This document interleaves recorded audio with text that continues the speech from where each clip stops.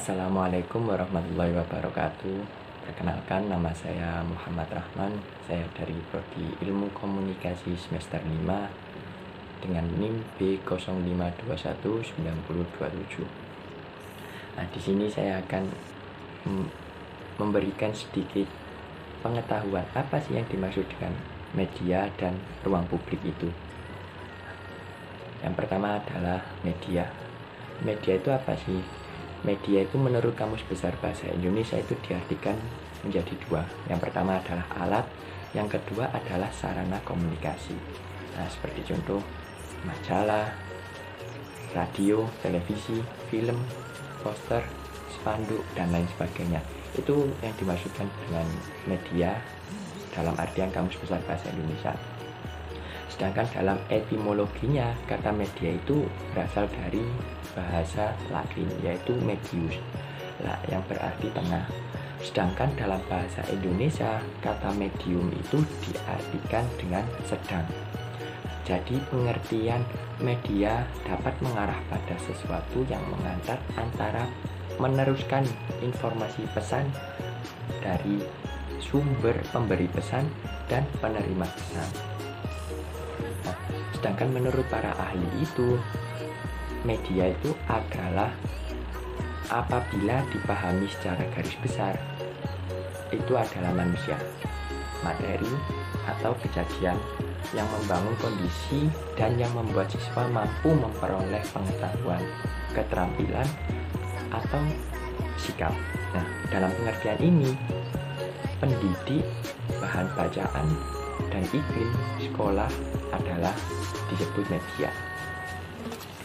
Nah, sedangkan pembagian media sendiri itu dibagi menjadi tiga. Yang pertama adalah media audio, yang kedua adalah media visual, dan yang ketiga adalah media audiovisual. Apa sih pengertiannya? Nah, pengertiannya itu adalah media visual. Media visual itu adalah media yang bisa dilihat, dibaca, dan diraba.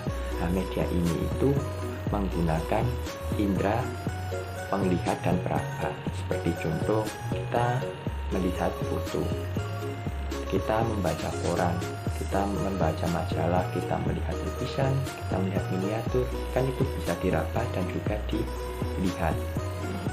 Sedangkan media audio itu adalah media yang hanya bisa didengar saja. Nah, media ini itu menggunakan indera pendengar. Seperti contoh, kita sedang mendengarkan musik, kita sedang mendengarkan lagu, dan lain sebagainya. Itu contoh dari media audio. Dan yang terakhir itu adalah media audiovisual. Nah, media audiovisual itu apa sih? Media audiovisual itu adalah media yang bisa dilihat dan didengar secara bersamaan. Nah, media ini itu menggunakan indera pendengar dan juga indera melihat. Nah, seperti contoh, kita sedang melakukan gimik bersama dosen dengan melakukan sebuah aktivitas mata kuliah. Lalu kita melihat HP, kita melihat televisi, dan lain sebagainya. Kita melihat teater dalam drama itu pun juga sebuah media audiovisual. Nah, lalu ke pembahasan berikutnya, yaitu ruang publik. Apa sih ruang publik itu? Ruang publik itu adalah tempat di mana suatu masyarakat atau komunitas dapat berkumpul untuk meraih tujuan yang sama. Sharing permasalahan, baik itu permasalahan pribadi maupun masalah kelompok. Itu yang dinamakan ruang publik. Ruang publik itu juga merupakan wadah kepentingan publik atau masyarakat umum. Misalnya, kita melakukan komunikasi dengan kolega, lalu pertemuan informal komunitas tertentu, lalu kita berjalan-jalan, melepas lelah, melihat-lihat taman dan penghijauan, sekedar melihat orang atau memperhatikan kegiatan orang di sekitar itu juga termasuk sebagai ruang publik. Nah, sedangkan menurut para ahli itu, ruang publik adalah ruang yang berfungsi sebagai tempat menampung aktivitas masyarakat, baik secara individu maupun secara kelompok. Nah, di mana bentuk ruang publik ini sangat tergantung pada pola pikir dan susunan masa pembangunan.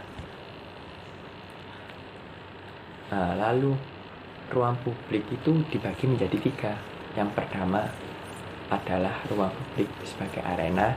Yang kedua adalah ruang publik itu adalah ruang publik itu sendiri. Dan yang ketiga adalah ruang publik sebagai agen. Apa sih maksudnya, definisinya dari 3 tersebut? Yang pertama adalah ruang publik sebagai arena. Makna dari tersebut adalah mengindikasikan kita bahwa ruang publik menyediakan basis komunikasi antar masyarakat.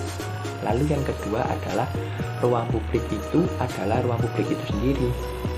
Nah, maksudnya itu apa sih?